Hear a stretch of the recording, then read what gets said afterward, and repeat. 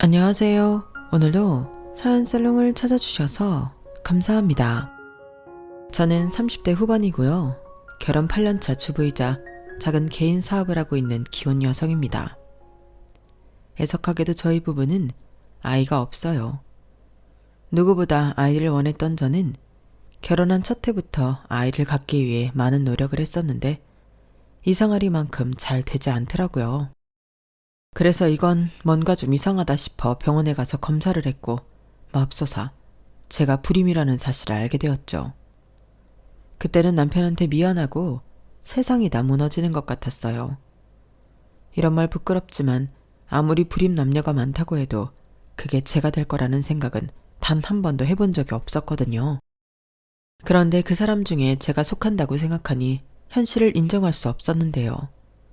그때 제일 먼저 생각나는 사람이 바로 저희 시어머니셨어요. 저희 시어머니가 손주를 엄청 기다리고 계셨거든요. 그리고 아주버님이 계신데도 불구하고 장손만큼은 저희 남편에게서 얻고 싶다고 하셨는데요. 저는 제가 그 소원을 못 이뤄드릴 거라고 생각도 못했어요. 아니, 오히려 하나는 부족하니 손주, 손녀 셋은 안겨드리겠다 생각하고 있었는데 제가 불임이라는 사실을 안 그날부터 저는 시댁 가는 게 무서웠죠. 그런데 남편이 그런 제 마음을 알았는지 시어머니에게 자기가 불임이라고 거짓말을 하더라고요. 괜히 자기 엄마가 저를 애 못 낳는다고 잡았을까 우려한 것 같았는데 시어머니는 믿지 않으셨어요. 뭐라고? 네가 불임이라고? 어디서 개코 같은 소리를 해? 어느 병원에서 그런 헛소리를 했어? 내가 당장 가서 확인해 볼 거니까 병원 이름 딱 대. 엄마, 사람 창피하게 왜 이래? 나도 슬퍼. 나도 이 사람 볼 면목이 없어. 그런데 엄마까지 이러면 나는 어떡하라고. 형 있잖아. 형이 나오면 그 아이가 엄마 손주고 장손이지. 장남이 나왔는데. 뭐야? 너 내가 왜 이러는지 몰라? 너랑 네 형이 같냐고. 다를 게 뭐가 있어. 똑같이 엄마 배에서 나왔는데. 다르지. 머리도 다르고 사는 것도 다르고 처가도 다르잖아. 네 처가는 아파트도 떡 하고 사주고 하는 처가인데 네가 장손을 낳으면 네 처가에서 대학 공부니 뭐니 다 해주지 않겠어? 엄마 그것 때문에 이러는 거였어? 무슨 우리 처가에 돈 맡겨놨나? 그럴 일 없어. 애는 부모가 키우는 거지. 그것도 있는 부모가 할 말이야. 네 형이 뭐가 있니? 쥐뿔 아무것도 없는데. 엄마가 자꾸 그러니까 형이 더해. 어릴 때는 그렇게 장남 기죽는다고 나만 잡더니 왜 사람이 변해? 언제는 형만 편애한다고 뭐라 하더니 이젠 나더러 편했다고 지랄하네. 아무튼 나는 네가 불임인 건 못 믿어. 정 그러면 다른 병원에 가서 검사 다시 해. 그때는 나도 같이 가자. 됐어. 뭐 동네방네 나 불임이라고 소문낼 일 있어? 끝난 일에 괜히 힘 빼지 마. 우리 와이프한테도 뭐라고 하지 말고. 엄마 알겠어? 내가 부탁해. 이렇게 남편은 저한테 눈 한번 찡긋하더니 술술 능청스럽게 거짓말을 늘어놓았는데요. 그게 고맙기도 하고 미안하기도 했어요. 하지만 좀처럼 남의 말을 믿지 않는 시어머니는 그럴 리가 없다며 여전히 저에게 임신 잘 되게 하는 보약이며 미신 같은 걸 하라고 강요하셨는데 참 죽을 맛이었죠. 이렇게 해서 되림신이라면 수백 번, 아니 수천 번 했을 텐데 되지도 않은 일을 모른 척하려니 그게 너무 괴로웠어요. 그리고 그런 방법을 다 썼는데도 임신이 되지 않는다고 생각한 시어머니는 급기야 제가 문제라고 단정짓고 저를 애도 못 낳는 며느리라며 구박하기 시작하셨는데 그게 사실이니까 제가 뭐라고 할 수도 없더군요. 그때도 남편은 참지 않았어요. 급기야 엄마 진짜 왜 이래? 사람이 이것도 안 돼? 왜 자꾸 이유도 없이 이 사람한테 뭐라고 하는 건데? 엄마 계속 이러면 나 이 사람 우리 집에 안 데리고 와. 명절이고 제사고 이 사람 없이 지내. 라며 저더러 시댁 근처에도 가지 말라고 했는데요. 그때는 시어머니가 마음에도 없는 사과를 하시며 그 상황을 넘겼어요. 저 역시 그게 진심이 아니라는 걸 알지만 찔리는 게 있다 보니 시어머니 사과에 넘어가 드렸는데 이건 순전히 남편을 생각한 제 판단이었어요.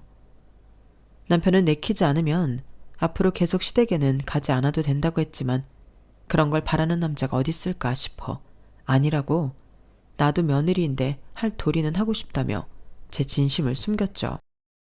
그러니 시어머니도 저도 진심을 숨긴 채 남편 앞에서 서로 눈치만 흘끔거렸는데 시어머니는 남편이 자리를 뜨면 이 순간을 기다렸다는 듯 저한테 도끼 눈을 뜨시며 제가 당신 아들을 뒤에서 조종했다 어쨌다 저를 모함하기 시작하셨어요. 그리고는 여지없이 나오는 레파토리가 있었는데요. 시간이 지난 지금도 얼마나 많이 들었는지 줄줄 읊을 수 있을 정도였어요. 너는 뭔 복을 타고났길래 애도 못 낳는 주제에 대접이란 대접은 혼자 다 받고 앉아있냐? 너 내가 내 아들 안 낳아줬으면 어쩔 뻔했어. 너는 옛날 같으면 딱 소박감이야. 라는 말이었는데요. 저희 시어머니는 제가 처음 시집 왔을 때부터 그렇게 장손 타령을 하셨어요. 이유는 단 하나. 못난 장남보다는 잘난 차남에게서 손자를 보고 싶다는 거였죠. 게다가 저희 친정이 잘 산다는 것도 한몫했는데 그렇다고 무슨 알부자나 재벌이라는 건 아니지만 저희 친정에서 제가 참 예쁨 많이 받는 귀한 딸이었어요. 아들 하는 집이 있는가 하면 딸 하는 집도 있잖아요. 저는 위로 오빠만 5명이 있는데 저희 부모님은 제발 딸 1명만 하시며 딸을 원하셨거든요. 제가 태어날 때도 혹여 6번째 아들일까 걱정을 많이 했다고 하는데 제가 태어나는 그날 저희 부모님은 세상에서 가장 귀한 선물을 받았다며 동네방네 잔치를 벌이셨죠. 그리고 아무리 위험한 세상일지라도 오빠가 5이나 있는데 제가 무서울 게 뭐가 있나요? 그에 반면 저랑 연애를 했던 남자들은 전부 다 저희 오빠들을 무서워했는데 남편도 마찬가지였어요. 저랑 남편은 사내 연애를 했거든요. 그리고 제가 남편을 더 많이 좋아했기 때문에 제가 먼저 나서서 오빠들에게 뭐라고 하는 일이 많았는데 남편 말로는 그냥 오빠가 5명이 있다는 사실만으로도 충분한 위협감을 느꼈다고 하더라고요.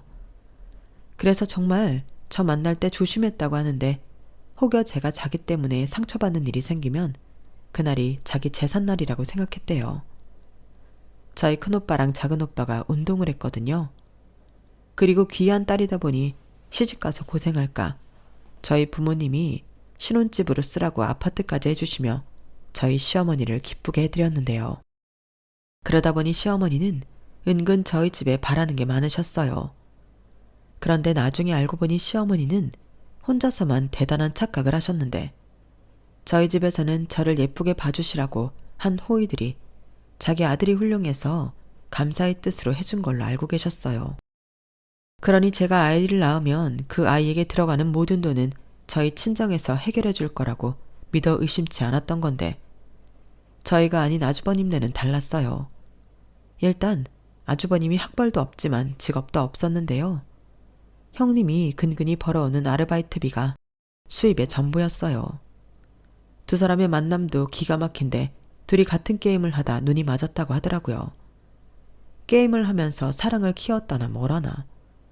그렇게 두 사람은 온라인 세상에서 함께 전투를 벌이다 현실에서 만났다고 했는데 무슨 용기인지 아무것도 없으면서 결혼을 하겠다고 시어머니에게 통보를 했어요.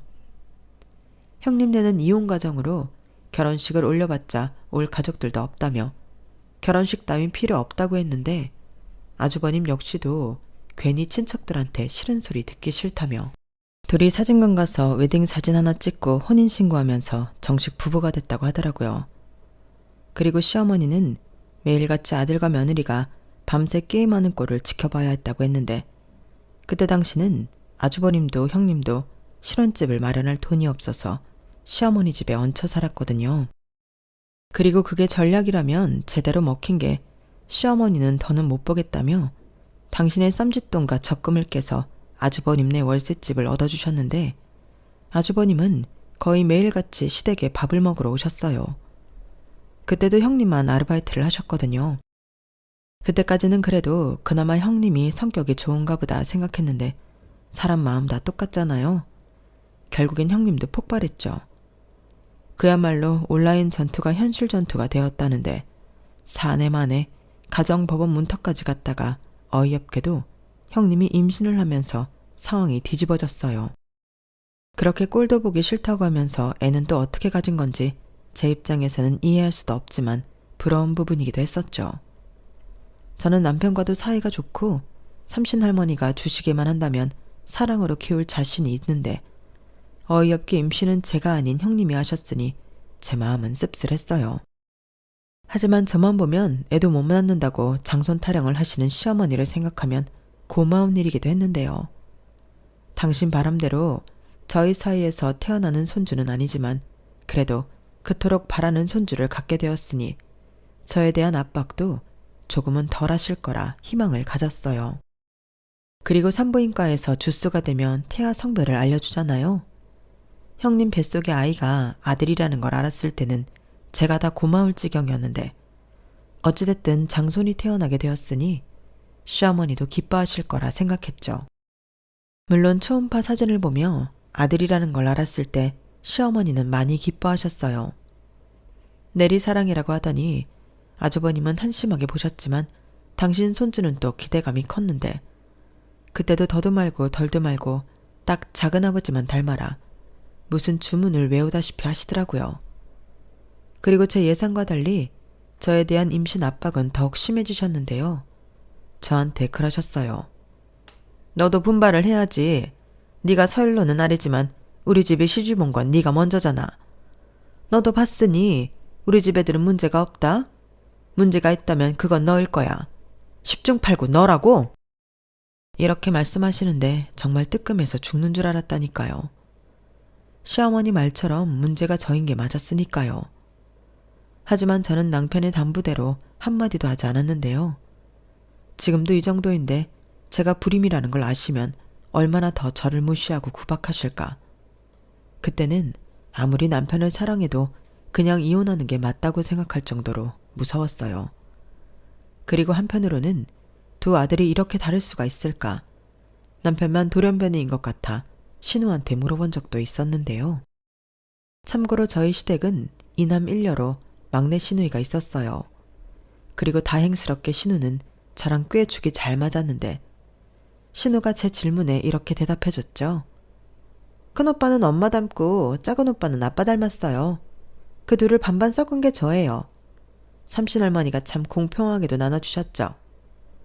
이렇게 말해주는데 그제야 고개가 절로 끄덕여지더라고요. 그런데요. 보통은 나 닮은 자식이 더 애틋하다고 하던데 시어머니는 알면서 그러는 건지 모르고 그러는 건지 알 수 없지만 큰아들이 자기를 닮았다고 생각하지 않는 것 같았는데요. 오히려 저희 남편이 자기를 쏙 빼다 박았다며 늘 밖에서 둘째 아들만 자랑을 하고 다니셨어요. 저랑 남편이 만난 회사가 이름만 말하면 다 아는 대기업이었거든요. 남편은 지금도 같은 회사에 다니고 있고 저는 결혼하고 4년 만에 회사를 그만뒀어요.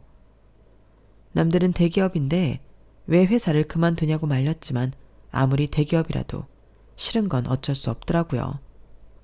특히 제 잘못이 아닌데 책임 묻느냐며 싫은 소리를 들을 때는 수치심에 모욕감마저 들었는데 나중엔 원형 탈모까지 생겨 너무 힘들었어요.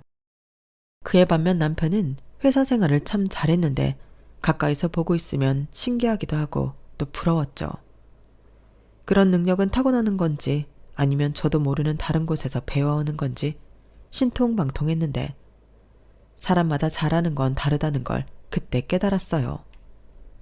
그리고 그즈음 남편도 제가 재미있어하고 또 하고 싶은 일을 찾는 건 어떻겠냐고 일단 회사를 그만두고 쉬면서 생각해보라고 저를 배려해줬는데 그땐 정말 저희 부모님보다 남편이 더 고마웠어요.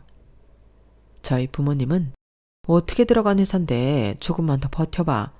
어떻게 네 구매에만 맞는 사람이랑 일을 하니? 라며 돈을 떠나 저를 말렸는데 유일하게 남편만이 제 건강과 행복이 우선이라고 말해주는 사람이었죠. 처음부터 그랬어요. 괜찮냐고 수고했다고. 이런 말을 해주는 사람은 남편밖에 없었는데요. 예상하셨겠지만 제가 먼저 남편을 좋아해서 따라다녔어요. 하지만 남편은 그런 제가 부담스럽다며 피해 다녔는데 저희가 인연은 인연이었던 건지 결국에 남편이 저에게 넘어왔어요. 자기도 여동생이 있지만 저는 뭔가 물가에 내놓은 애 같아서 계속 신경이 쓰인다고 했는데 그게 사랑이었던 거죠. 그리고 처음 시어머니에게 인사를 갔을 땐 그야말로 시어머니에게 제가 굴러온 복덩이였는데 모든 것이 다 마음에 든다고 그렇게 저를 예뻐하셨어요. 그러다 제가 계속해서 아이를 갖지 못하고 또 남편이 자기가 불임이라는 등 이상한 소리를 하니 점차 저를 미워하기 시작하셨는데 무슨 정신승리인지는 모르겠으나 자기 아들이 잘나 제가 결혼한 거니 자기가 함부로 해도 저랑 저희 친정이 어찌할 수 없을 거라고 굳건히 믿는 것 같았죠. 그래서 한 번씩 속이 뒤집어질 때는 보란듯이 그 믿음을 깨뜨리고 싶었는데요. 그때도 번번이 남편 때문에 그러지 못했어요. 저희 남편은 제가 아무리 그냥 해보는 소리라고 해도 이혼 얘기를 하면 정말 이혼을 하고도 남을 사람이었거든요. 그 정도로 결혼과 이혼은 책임이 따른다고 생각하는 사람이었는데 제가 이혼을 생각할 정도로 힘들어한다는 걸 안다면 저에게 회사를 그만두라고 한 것처럼 이혼하자고 할 것이 분명했어요. 자기가 저를 힘들게 한다고 생각할 테니까요. 그렇기 때문에 시어머니 때문에 이혼할 생각이 들 때도 겨우겨우 참고 넘겼는데 막상 조카가 태어나고 돈 들어가는 일이 왕왕 터지자 형님이 저에게 돈 부탁을 하기 시작하셨어요. 집안의 장손이니 작은 엄마인 저도 같이 책임을 지는 게 맞다고 하더군요. 물론 조카니까 돈을 빌려주는 건 크게 어려운 일이 아니었는데 이게 무슨 돈 맡겨놓은 사람들처럼 걸핏하면 돈 얘기를 하니 저도 형님의 전화를 점점 피하게 되더라고요. 그리고 저희 집에 오는 날이면 동서는 좋겠다. 이런 아파트에서 편하게 살고. 근데 두 사람이 살기엔 집이 너무 크지 않아? 여기 보니까 애 키우기 정말 좋겠던데. 동서는 애도 없고 우리 준이 살면 딱인데. 이런 소리까지 하니 솔직히 너무 불편했어요. 그리고 그건 남편도 마찬가지였는지 그런 소리 할 거면 다음부터는 저희 집이 아닌 다른 곳에서 만나자고 확실히 선을 그었는데 형님이 민망했는지 얼굴이 새빨개지시더라고요. 그런데 아주버님은 관심도 없는지 연신 핸드폰 게임만 하고 있었는데 아주버님은 분명 게임 중독에 걸린 게 맞는 것 같았죠. 그러니까 이혼은 제가 아니라 형님이 더 하고 싶은 것 같았는데 조카 때문인지 헤어지지 않고 사는 게 용해 보이더라고요. 그러다 제가 집에서 계속 놀기만 할 수 없어 사업 아이템을 몇 가지 구상하게 되었는데 그 중에 하나가 웰빙 음식이었어요. 제가 아토피도 있고 체질도 좀 특이해서 식단을 하지 않으면 몸속부터 피부까지 난리가 났는데 먹는 게 제일 중요하더라고요. 그런데 건강한 음식은 또 맛이 별로 없고 건강을 위해 맛을 포기해야 한다는 건 너무 가혹해서 평소에도 건강하고 맛있는 레시피를 혼자 연구했어요. 그때는 제가 이걸 팔게 될 줄은 몰랐는데 다이어트에 관심 있는 사람들도 많고 건강에 대한 인식이 높다 보니 이건 꼭 될 것 같았어요. 그리고 무엇보다 내 공간에서 내가 좋아하는 걸 할 수 있다고 생각하니 신이 막 났는데요. 이렇게 설레고 신난 건 남편과 결혼할 때 이후 처음이었죠. 그리고 그런 제 모습을 남편이 참 좋아했는데 그런 기쁜 마음으로 준비한 가게라 그런지 제 웰빙 식당은 금방 단골이 많이 생겼어요. 아침에 샐러드 도시락도 만들어 팔기 시작했는데 그것도 직장인들에게 인기가 정말 많았거든요. 그렇게 가짓수를 점점 늘려 건강한 간식도 만들고 당뇨 식단은 또 따로 개발해 주문을 받았는데 어느 순간부터 저 혼자는 벅차게 되었어요. 그래서 직원도 뽑고 영업시간도 늘렸는데요. 그때부터는 재미가 하나 더 붙었어요. 바로 돈 버는 재미였죠. 솔직히 이게 잘 될 거라는 확신은 없었거든요. 그저 월세랑 공과금 낼 정도만 돼도 감사하겠다 생각했는데 아니 웬걸? 제 식당은 어느새 남편의 연봉보다 훨씬 많은 매출을 내는 알짜 식당이 되었어요. 그러니 정신없이 바빴고 시어머니가 저를 불러 갈굴 수도 없었는데요. 돈이 좋긴 한지 제가 용돈 팍팍 드리고 여행도 보내드리고 하니 소박 어쩌고 하는 잔소리가 쏙 들어갔어요. 하지만 사람이 만족이라는 건 있을 수 없는 건지 시어머니는 은근슬쩍 제 가게에 당신 아들을 꽂고 싶어 했는데요. 글쎄 저더러 아주버님을 카운터에 앉혀놓고 월 700만 원씩 월급을 주라고 하더라고요. 너무 황당했죠. 월 700만 원은 대기업 다니는 저희 남편도 못 받는 월급이었거든요. 그래서 아무리 그렇게 말씀하셔도 말도 안 되는 소리라고 싫다고 단박에 거절했는데 시어머니가 눈을 부라리며 소리를 고래고래 지르셨어요. 가족끼리 좀 돕고 살자는데 너는 그 돈이 아깝냐? 돈도 잘 번다며. 하여간 있는 것들이 더해. 너 그렇게 속이 좁아서 애도 안 생기는 거야. 라며 아주 저를 잡아먹으려 하셨어요. 아니, 애당초 월급을 100만 원을 주더라도 아주버님을 매일 보고 싶지 않았는데요. 700이라니 오히려 감사할 따름이었어요. 행여 월급 필요 없으니 데려다 쓰기만 하라고 할까봐 무서웠는데 그렇게 시어머니랑 불편한 일을 겪고 나니 무슨 본물이 터지는 것처럼 시어머니는 점점 선을 성큼성큼 넘어오더군요. 여전히 당신에겐 제가 애도 못 낳는 며느리라는 자기 말을 따라야 한다는 말도 안 되는 명분이 있었는데 저도 한계에 도달했어요. 전에도 이미 한계였는데 남편을 보고 참았잖아요. 그런데 이젠 그런 남편의 약발도 먹히지 않았는데 이런 이유에는 시어머니의 횡포가 있었어요. 자기 아들 월급 주기 싫으면 매달 700만 원씩 용돈을 주라는데 제가 미쳤냐고요. 급기야 자기 장손 잘 키워야 하니 애 양육비며 교육비를 저더러 부담하라 하는데 너무 짜증났어요. 엄마 진짜 왜 이래? 이 사람이 봉이야? 이 사람이 엄마 비상금이야? 왜 자꾸 사람 쪽팔리게 왜 이래? 네가 왜 쪽팔려? 걔는 우리한테 평생 죄인이야.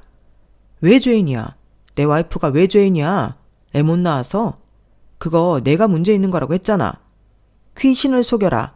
네가 무슨 문제가 있어? 문제는 네 처야. 저 심보 좀 봐라. 나 같으면 돈 잘 벌 때 식구들 먼저 챙겨.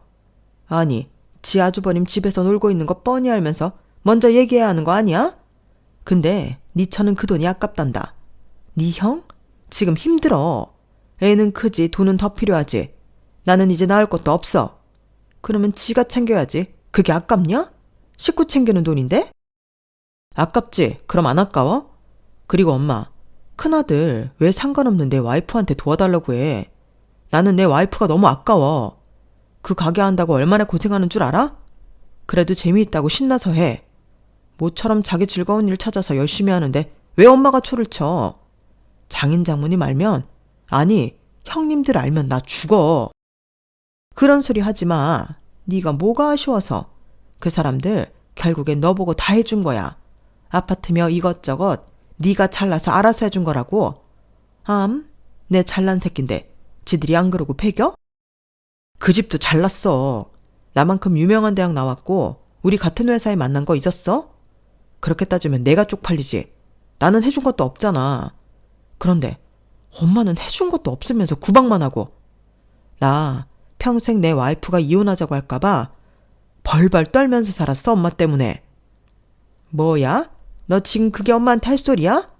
또 네 처가 뒤에서 조종했냐? 했네, 했어. 엄마 좀! 진짜 나 창피하게 계속 이럴 거야? 형한테 전해. 형 처자식은 형이 알아서 하라고. 엄마한테 빌붙지 말고. 어린 재수 씨한테 빨대 꽂을 생각하지 말고 나가서 막노동을 하든 대리운전을 하든 제발 좀 지 힘으로 살라고 하라고. 이게 진짜 이쁘다 이쁘다니까 도를 넘네. 야, 너는 네 처가 네 형보다 위냐? 위지. 내 식구는 내 와이프뿐이지. 그걸 아직도 몰랐어? 나 장가 갈 때 엄마한테서 나왔다고. 근데 왜 자꾸 아들 가진 유세 떨어? 네가 그러니까 내가 쟤가 더 싫어. 나는 쟤가 왜 좋아? 부잣집 딸이라 좋니? 결국엔 너도 돈 때문이네. 그래, 그렇다고 쳐. 그러니까 내 식구 더 건드리지 마. 그래, 애도 못 낳는 아들 내외 나도 필요 없다. 내 제사 지내줄 자손은 우리 장손밖에 없지. 그날 남편과 시어머니는 제가 본 것 중 가장 오래 또 큰 소리를 내며 싸웠어요. 그리고 시어머니는 마치 다시는 보지 않을 것처럼 가셨는데 웬걸 바로 다음 날 형님이랑 조카를 대동해 저희 집에 가신다며 저더러 당장 집으로 오라고 하셨어요. 그 시간이면 제가 분명 바쁘게 일할 걸 다 아실 텐데 그런 건 안중에도 없으신 듯 무조건 튀어오라고만 하시더라고요. 그러면서 제가 오지 않을까봐 너 안 오면 내가 네 가게 가서 깽판 칠 거야. 너 내가 못할 것 같냐? 이렇게 야무지게 협박까지 하셨는데요. 아무래도 이건 제가 이혼하지 않으면 도저히 끝나지 않을 것 같았죠. 그렇게 저는 가게를 직원에게 맡기고 씩씩거리며 집에 갔어요. 그러자 시어머니는 이민이라도 가시는 건지 큰 가방을 많이도 싸우셨는데요. 그러고는 대뜸 저희 사는 아파트를 내놓으라 하셨어요. 그리고 곧이어 당신 장손이 우리 아파트에서 살아야겠다고 억지를 부리기 시작하시더라고요. 아니, 저희 친정에서 해준 아파트를 왜 상관도 없는 아주버님네가 사냐고 제가 어이가 없어 따졌는데 제가 이렇게 나올 거라는 걸 미리 예상이나 했다는 듯 시어머니와 형님은 눈 하나 깜짝하지 않더군요. 역시나 그놈의 레파토리가 튀어나왔어요. 저 역시 저런 억지를 부리는 데에는 그 명분밖에 없다고 생각했거든요. 우리 맏며느리가 그러는데 이 동네가 그 뭐냐 애 공부시키는데 딱이라며 학군이라고 했냐? 내 어머니 우리 장손 잘 되려면 이런 동네에서 살아야 해요. 내 장손인데 까짓것 이 동네에 살면 되지. 너 들었지? 그러니까 니들은 애들 살던 월세집으로 옮겨. 애도 못 낳는 게 지가 무슨 아파트에 살아. 지금 두 분 이게 순 억지라는 건 알고 계시죠? 이 집 명의 저희 아빠예요. 저희 아빠랑 그 잘난 장손이랑 무슨 관계가 있다고 이렇게 막무가내로 밀고 들어오세요? 그럼 뭐 제가 네 그러세요 할 줄 아셨어요? 저게 기가 살았네. 돈 좀 벌더니 기가 살았어. 그래, 이 집 명의가 네 아빠지. 근데 넌 내 며느리잖아. 그것도 소박 나야 하는 애도 못 낳는 며느리인데 이 아파트 넘겨야지. 넘겨야지. 동서, 내가 뭐 아주 눌러 앉겠다는 건 아니고 우리 아들 대학 졸업할 때까지만. 내가 아무리 머리를 굴려도 이 동네 입성하기가 힘이 들어서 그래. 집값이 좀 비싸? 형님은 자존심도 없어요? 아니, 뺏을 수 있는 걸 노려야죠. 어머님이 이런다고 형님도 같이 그래요? 막말로 그 애가 제 아들이냐고요. 형님 아들, 형님이랑 아주버님 능력으로 키워야죠. 동서 정말 너무한다. 우리 형편 모르는 거 아니잖아. 그렇다고 매달 우리한테 돈을 주겠다는 것도 아니고. 동서가 애가 없어서 그러는데 애 키우는데 집이며 동네며 정말 중요해. 동서는 우리 아들이 빌라거지 월세거지 그런 말 들었으면 좋겠어? 그리고 어릴 때 친구 평생 간다고. 이런 고급진 동네에서 친구를 사귀어야 노는 물이 달라지는 거지. 물이고 나발이고 더 상대하기 싫으니까 나가세요. 나가긴 누가 나가? 나갈 사람은 너지. 또 쪼르르 네 남편한테 일러라. 그렇다고 내가 까딱이라도 할 성 싶냐? 근데 너 뭐하니? 가져온 짐 풀어. 작은 애 너도 가만히 있지 말고 짐 싸. 그래도 얘네 사는 빌라가 영 나쁘진 않다. 필로티? 뭐 그런 주차장도 있어. 막말로 돈 달라는 것보다는 집 달라는 게 낫잖아. 아주 달라는 것도 아닌데. 정말 해도 너무하시네요. 이건 뭐 칼만 안 들었지 날강도잖아요. 아니 도대체 저한테 왜 그러세요? 제가 애를 못 낳아서요? 그래요. 그럼 제가 그냥 이 집 며느리 안 할게요. 그럼 된 거죠? 그럼 이 집이랑 두 분 다, 아니 그 꼬맹이까지 아무 상관없는 남이에요.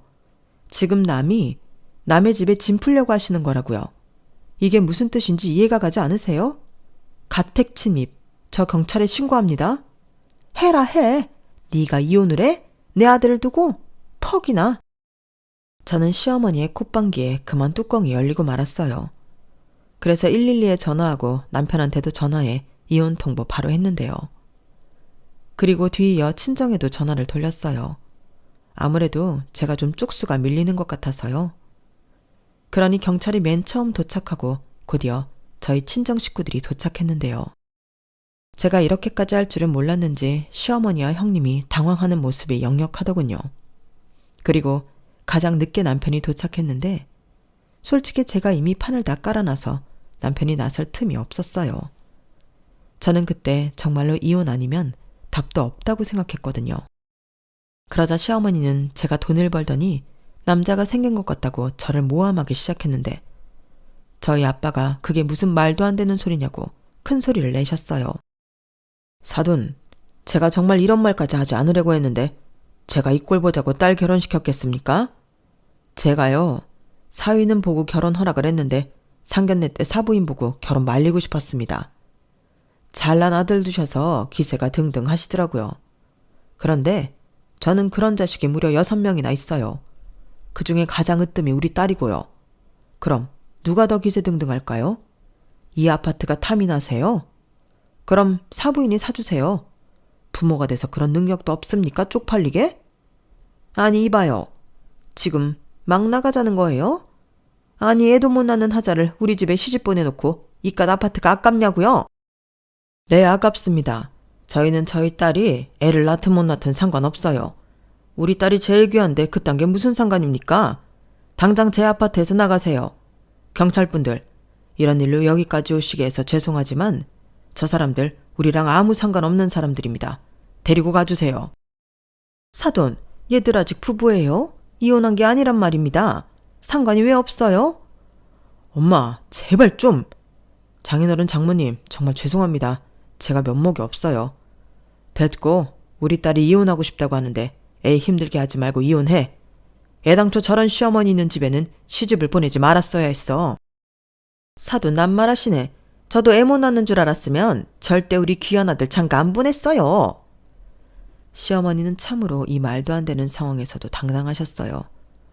그리고 남편은 제가 본 중에 가장 슬픈 얼굴로 저희 부모님 앞에 무릎을 꿇었는데요. 그때 시어머니가 아주 난리가 나셨죠. 네가 왜 무릎을 꿇느냐고 당장 일어나라고 고래고래 소리를 질렀어요. 그리고 저는 남편이 이혼만큼은 못한다고 저러는 줄 알았는데 남편 입에서는 전혀 다른 소리가 나왔죠. 이혼하겠다고 당장 도장 찍겠다고 했는데 분명 마음을 독하게 먹었는데도 가슴이 철렁 내려앉더군요. 그리고 믿었던 당신 아들이 저랑 이혼을 하겠다고 하니 시어머니는 순간 멈칫하셨는데요. 당신도 저희 부부가 이혼하면 더는 우겨볼 수 있는 게 없다는 걸 알고 계셨겠죠. 아니 세상에 이런 법이 어딨습니까? 이혼하려면 진작에 했어야지.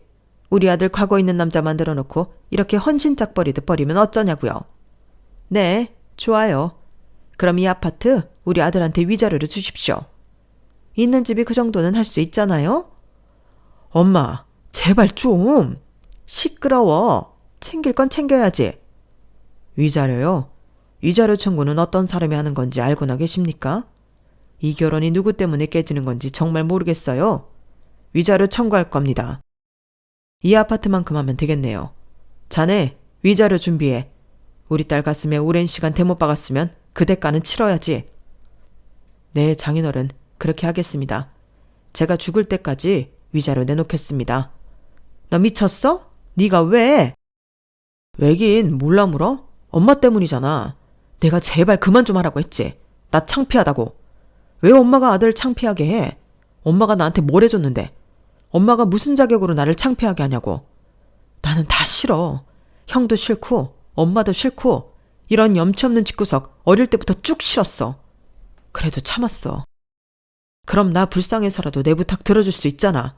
한 번은 들어줄 수 있는 거잖아. 남편은 그 많은 사람들이 있는 곳에서 아이처럼 펑펑 울었어요. 그 모습에 어느 누구도 말을 걸지 못했는데 그건 시어머니도 마찬가지였죠.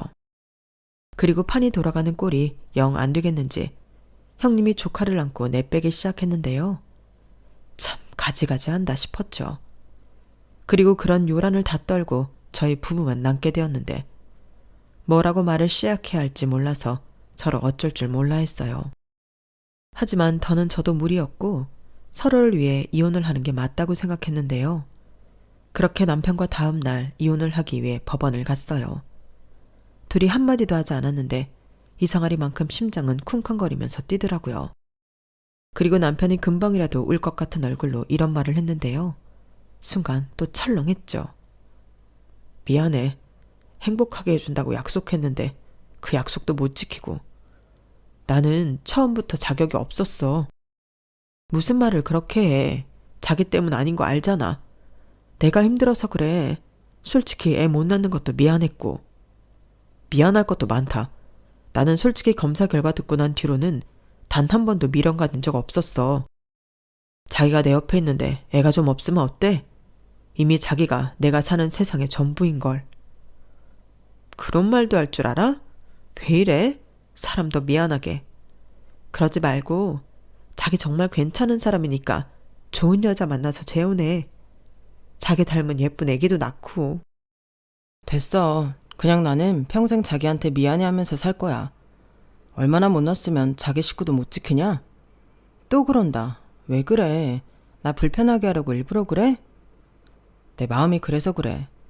근데 자기야, 이런 약속 아무 쓸모 없는 거 잘 아는데 내가 우리 엄마랑 가족 버리면 그래도 이혼하고 싶어?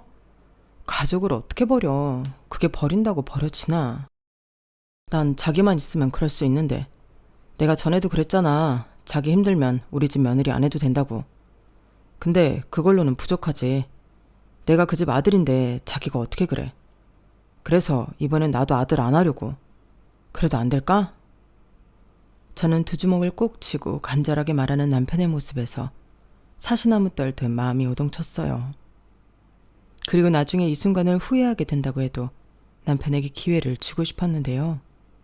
대신에 남편 말대로 더 이상 시댁은 없다고 생각하고 살고 싶었어요. 그래서 그 약속을 지킬 수 있다면 나도 헤어지고 싶지 않고 제 마음을 고백했는데 그렇게 저희는 법원 앞에서 다시 손을 붙잡고 함께하기로 했죠.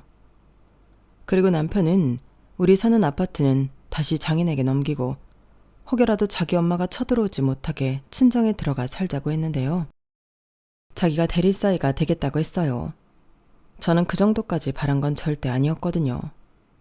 그런데 남편은 자기가 그러길 원한다며 제가 자기 엄마 때문에 힘들었던 만큼 저희 친정에도 그 이상 잘해드리고 싶다고 했는데 저희 엄마가 저희 남편 손을 붙잡고 고맙다고 하더군요.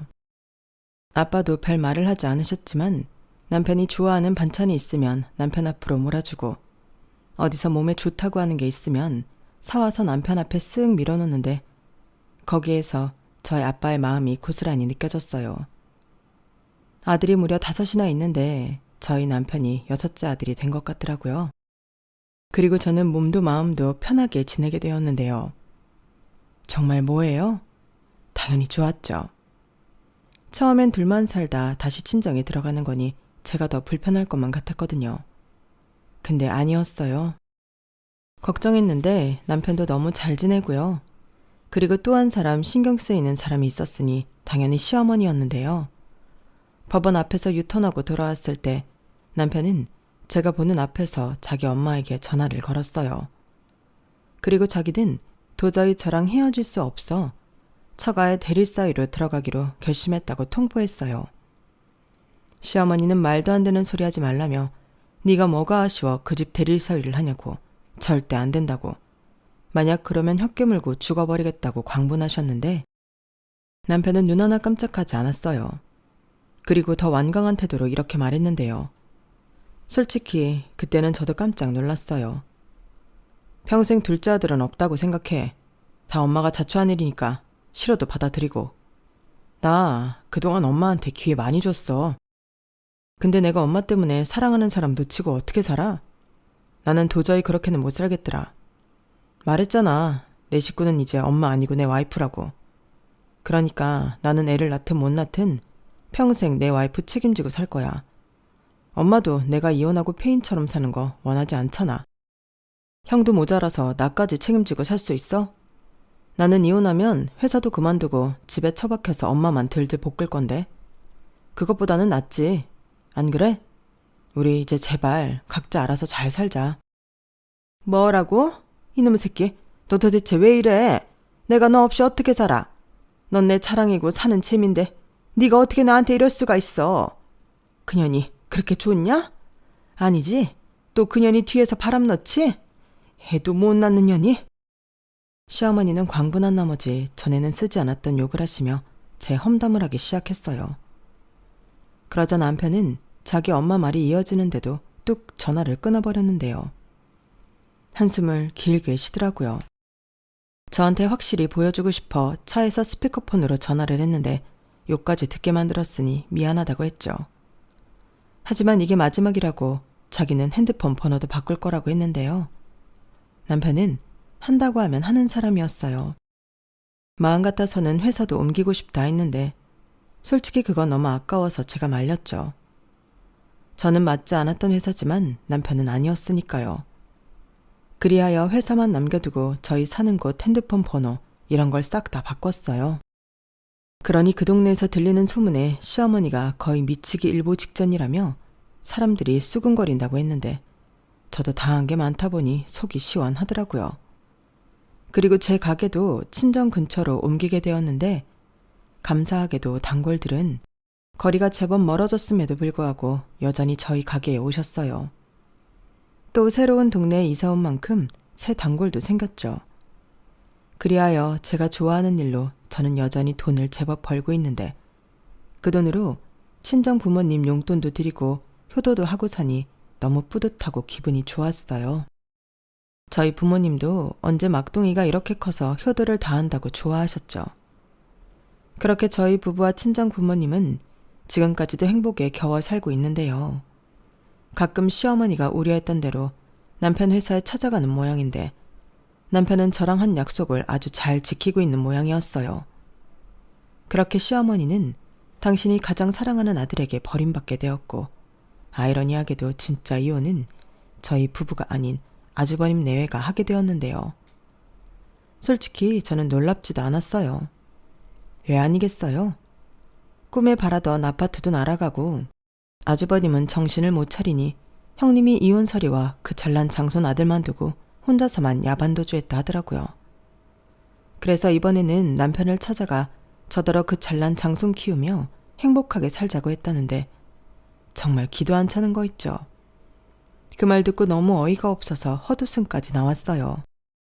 이건 저를 생각해주는 척했지만 당신이 손주 키우기 벅차니까 저한테 떠넘기는 거잖아요. 그래놓고 장손 타령은 그렇게 하셨나? 저는 만약 남편이 마음을 바꿔 다시 어머니와 막내하고 살아야 한다면 그때는 정말 이혼할 생각입니다.